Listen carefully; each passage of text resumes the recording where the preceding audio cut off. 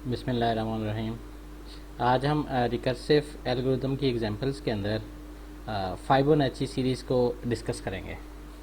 तो फाइबोनैची सीरीज़ के अंदर बेसिकली हमारा पैटर्न इस तरह से होता है कि जो भी हमारा करंट नंबर होगा, ये जो लास्ट टू नंबर होंगे इनका सम होगा। इसके अंदर शुरू के अंदर हमें ये पता होता है कि जो हमारा फर्स्ट नंबर है that is 0 and the second number is 1। अब जो भी नया नंबर हम कंप्यूट करेंगे वो इन दोनों की बेस के ऊपर होगा, मीन जो प्रीवियस टू होंगे उनकी बेस के ऊपर होगा। फॉर एग्जांपल इससे जो नेक्स्ट नंबर होगा, इन दोनों को जब हम ऐड करेंगे तो इनका रिजल्ट 1 आता है, तो हमारा जो नेक्स्ट नंबर होगा दैट विल बी 1। फिर हमने जब नेक्स्ट नंबर कंप्यूट करना होगा तो दो प्रीवियस नंबर्स को हमने देना है। तो दो प्रीवियस नंबर्स कौन कौन से हैं? 1 और 1 है। तो जब हम इसको ऐड करेंगे तो हमारा जो नेक्स्ट नंबर होगा ये 2 आ जाएगा। फिर हमने अगर नेक्स्ट नंबर कंप्यूट करना है तो जो प्रीवियस दो नंबर्स हैं 2 और 1 हैं, इनको जब हम ऐड करते हैं तो हमारा जो रिज़ल्ट आता है दैट इज़ 3। तो ये हमारे पास जो रिलेशनशिप है इसको हम कहते हैं दैट इज़ कॉल्ड अ फाइबोनैची। हमारे पास ये सीरीज़ है जिसके अंदर जो भी हमारा करंट नंबर है ये प्रीवियस टू नंबर्स का सम होता है। अब ये जो रिकर्सिव रिलेशनशिप है ये कहाँ पे पाई जाती है? तो ये हमारी जो रियल लाइफ के अंदर रैबिट की प्रोडक्शंस हैं उनके अंदर पाई जाती है। कि फॉर एग्जांपल अगर हमारे पास कोई भी ऑलरेडी मौजूद नहीं है तो हम कहते हैं 0 है। अगर हमारे पास 1 आ जाता है फिर हम कहते हैं कि अगर मेल और फीमेल दोनों हैं तो दोनों से हमारे पास जो है वो नेक्स्ट नंबर इनकी जो प्रोडक्शन होगी वो 2 आ जाएगी, और इसी तरह से इसकी प्रोडक्शन जो है ये एक्सपैंड होती जाती है। जिस तरह से हमारे पास इनके पेयर्स बढ़ते हैं इस तरह से हमारे पास इसकी जो ग्रोथ है या इनकी प्रोडक्शन है ये बढ़ती जाती है। इसी तरह स्टॉक एक्सचेंज के अंदर जो स्टॉक की प्राइसेस हैं ये भी बेस करती हैं कि प्रीवियस वैल्यू कौन सी हैं, उनकी बेस के ऊपर जो न्यू वैल्यू है वो हमारे पास प्रिडिक्ट होती है या हमारे पास आती है कि इस जो स्टॉक है इसका नेक्स्ट रेट क्या होगा। तो हमने बस यहाँ पे ये समझना था कि फाइबोनैची सीरीज़ ऐसी सीरीज़ है जिसके अंदर जो नेक्स्ट नंबर है ये प्रीवियस टू नंबर्स का सम होता है। हम देखते हैं कि ये जो फाइबोनैची सीरीज़ है इसको हम कंप्यूट कैसे कर सकते हैं। तो इसका जो एल्गोरिथम है इसके अंदर हमने अगर nth किसी नंबर को कंप्यूट करना है तो उसके लिए हमने अगर हमारा नंबर जो है वो पॉजिटिव है, n की वैल्यू हमारे पास पॉजिटिव है कि ये कोई हमारे पास पॉजिटिव नंबर था। अब पॉजिटिव नंबर्स के अंदर हमने ये भी पता है कि अगर 0 होगा तो इसका आंसर जो है वो 0 आना है, अगर 1 होगा तो इसका आंसर 1 आना है। नेक्स्ट जितने भी हमारे पास नंबर्स होंगे वो बेस करेंगे क्योंकि ये जो हमारी बेस कंडीशंस हैं इनके ऊपर बेस करते हैं। मीन फॉर एग्जांपल अगर मुझे फिफ्थ जो फाइबोनैची सीरीज़ है वो कंप्यूट करना है तो जो फिफ्थ होगा फाइबोनैची सीरीज़ नंबर ये हमारे पास कम्बिनेशन होगा किसका? जो मेरे पास 4 होगा और प्लस जो है वो थर्ड फाइबोनैची नंबर्स का सम होगा। अब मुझे इनमें से चाहिए कि फोर्थ कौन सा है, थर्ड कौन सा है, तो ये इसको मैं फिर फोर्थ को कंप्यूट करूँगा। जो फोर्थ मेरा होगा सम होगा किसका? थर्ड का प्लस जो है मेरे पास सेकंड जो है इसका होगा। इसी तरह मुझे इसके अंदर जो बेस कंडीशन ये पता है कि f of 0 is equal to 0 है और f of 1 is equal to 1 है। तो ये चीज़ें मैं सब्स्टिट्यूट करके इन नंबर्स की वैल्यूज़ को कंप्यूट कर सकता हूँ। तो यहाँ भी यही दिया गया है कि अगर नंबर की वैल्यू मेरे पास 1 हो जाती है तो मेरे पास जो भी n है उसको मैंने रिटर्न कर देना है। फॉर एग्जांपल मैं कहूँगा f of 1 is equal to मुझे पता है 1 है, लेकिन f ऑफ 2 का मुझे नहीं पता। तो f ऑफ 2 हमेशा हम ये कहते हैं कि अगर f ऑफ 2 है तो ये किसका सम होगा? f of 1 plus f of 0 का सम होगा। लेकिन मुझे ये दो नंबर्स पता हैं कि f of 1 is equal to 1 and f of 0 is equal to 0। इसीलिए हमने कहा कि अगर मेरे पास नंबर जो हैं वो इससे 1 से बड़ा कोई कंप्यूट करने हैं तो उसके लिए आपने इस एल्गोरिथम को रिकर्सिवली कॉल करना है, जिसके अंदर हम सेम फंक्शन को दोबारा से कॉल कर रहे हैं। देखते हैं हम इसकी जो बैकग्राउंड मैथमेटिक्स है और इसका एनालिसिस भी परफॉर्म करके देखते हैं। तो इसके लिए हम ओपन कर लेते हैं अपने शीट जिसके ऊपर हम राइट करेंगे।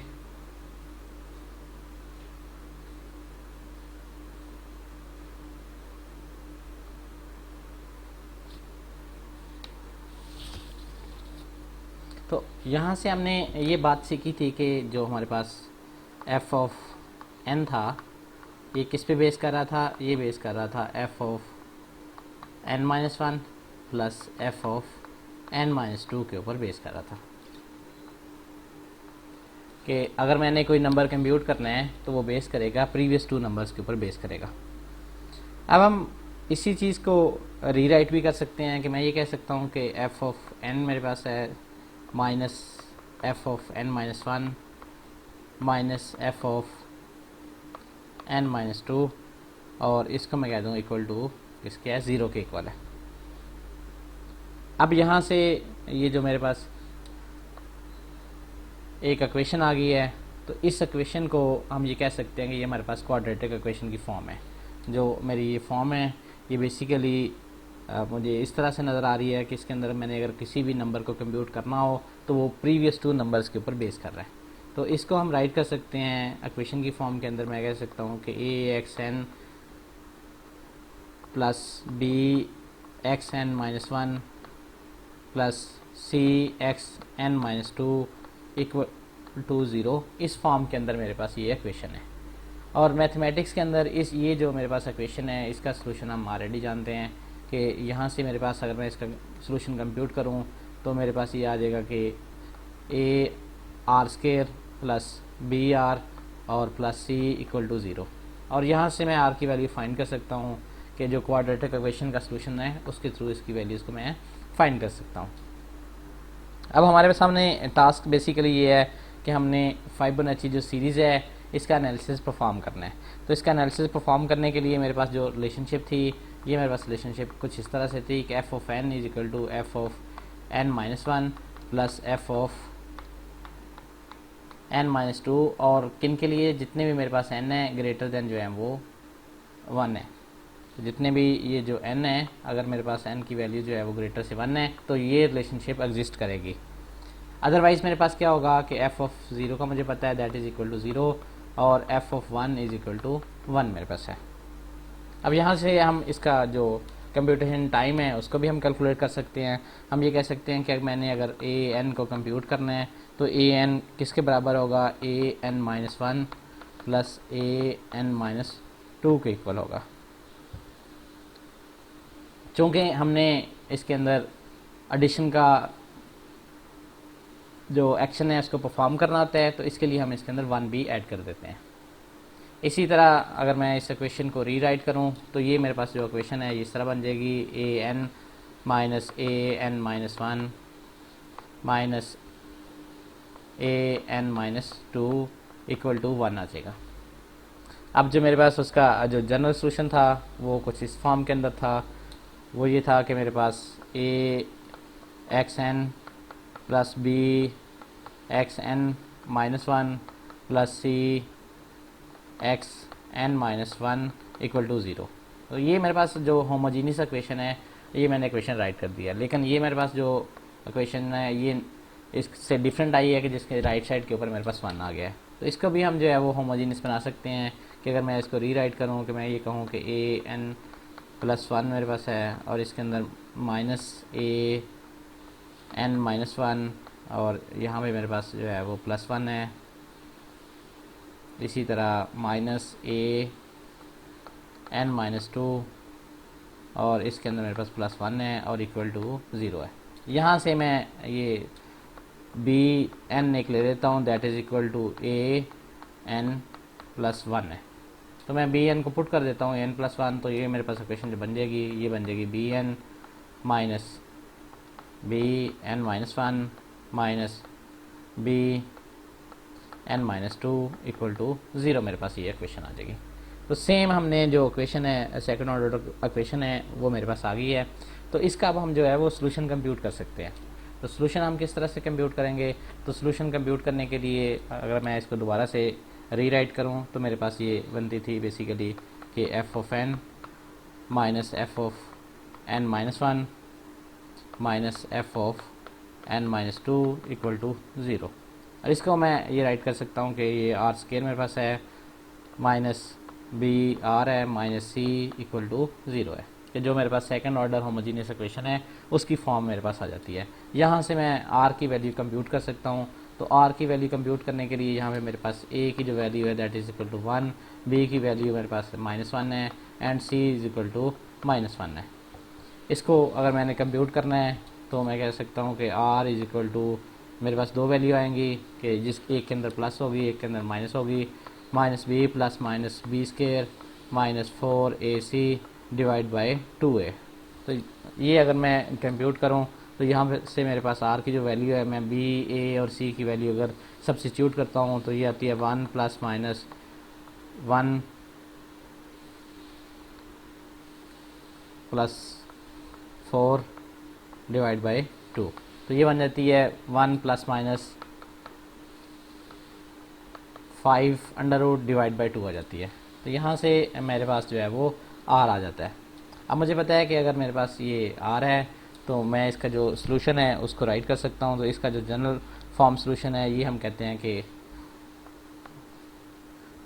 अल्फ़ा r का मेरे पास r raise to the power n है plus beta and r raise to the power n आता है मेरे पास। तो यहाँ से हमने ये निकाल लिया कि मेरे पास अगर ये इस तरह फॉर्म के अंदर हो तो मैं जो इसका जो सॉल्यूशन है वो किस तरह से राइट कर सकता हूँ। तो r की वैल्यू मेरे पास है कि अल्फ़ा इंटू मेरे पास जो फर्स्ट वाली टर्म होगी ये प्लस के अंदर आएगी, तो ये मेरे पास आ जाएगा, यहाँ पे r1 है r2 है, तो 1 plus 5 under root divide by 2 plus beta into 1 minus 5 under root divide by 2। और चूँकि मेरे पास ये मैंने किसी nth नंबर के लिए कंप्यूट करना है तो इसकी जो raise to the power n मेरे पास आ जाता है। अब यहाँ से मुझे ये पता है कि बेस केस इक्वल टू 0 है और मेरे पास जो फर्स्ट है ये इक्वल टू 1 है। तो यहाँ से हम ये राइट कर सकते हैं कि f ऑफ जो 0 आएगी मेरे पास वो क्या आएगी, alpha into 1 plus 5 under root divide by 2 raise to the power 0 plus beta into 1 minus 5 under root divide by 2 raise to the power 0। क्योंकि किसी चीज़ की पावर 0 हो जाए तो 1 हो जाता है, तो यहाँ से मैं कहूँगा alpha plus beta is equal to 0 कि एफ ऑफ 0 मुझे पता है किसके बराबर है, 0 के बराबर है। इसी तरह जो मेरे पास एफ ऑफ 1 है ये मुझे पता है कि मेरे पास जो नंबर है कि alpha into 1 plus 5 under root divide by 2 plus beta into 1 minus 5 under root divide by 2 और इसकी जो पावर है वो 1 आती है और इक्वल टू मेरे पास किसका आता है, 1 आता है, क्योंकि F of 1 is equal to 1 था मेरे पास। अब मेरे पास ये दो इक्वेशंस आ गई हैं कि जिसके अंदर फर्स्ट में alpha plus beta equal to 0 है और जो सेकंड मेरे पास इक्वेशन आई है इसके अंदर 1 plus 5 under root divide by 2 alpha plus 1 minus 5 under root divide by 2 beta is equal to 1 आ गया। यहाँ से मैं अगर किसी एक की वैल्यू अल्फ़ा या बीटा की वैल्यू पुट कर दूँ कि इस इक्वेशन से मैं अल्फ़ा की वैल्यू निकाल लूँ, alpha is equal to minus beta है, और ये इस इक्वेशन के अंदर अगर पुट कर दूँ तो इन जनरल मेरे पास जो वैल्यू आ जाएगी अल्फ़ा की ये मेरे पास आ जाएगा 1/5 अंडर रूट और जो बीटा आएगा that will be equal to -1/5 under root आ जाएगा। तो इस तरह हम जो है इसका जनरल सोल्यूशन राइट कर सकते हैं कि अल्फ़ा और बीटा की वैल्यू मैंने ले ली है। तो यहाँ से मेरे पास 1/5 अंडर रूट और इसको मैंने मल्टीप्लाई करना था 1 plus 5 under root divide by 2 से, और यहाँ से -1/5 अंडर रूट और इसको 1 minus 5 under root divide by 2 से मैंने मल्टीप्लाई करना था। तो यहाँ से मेरे पास इसकी जो, और चूँकि इसकी जो पावर थी वो n थी, तो ये एक जनरल मेरे पास फॉर्म आ गई है। इससे मैं कोई भी फिबोनाची सीरीज़ का जो नंबर है वो कंप्यूट कर सकता हूँ, लेकिन चूँकि ये मेरे पास कांस्टेंट टर्म है तो इसको मैं रिप्लेस कर देता हूँ विद अ फाई।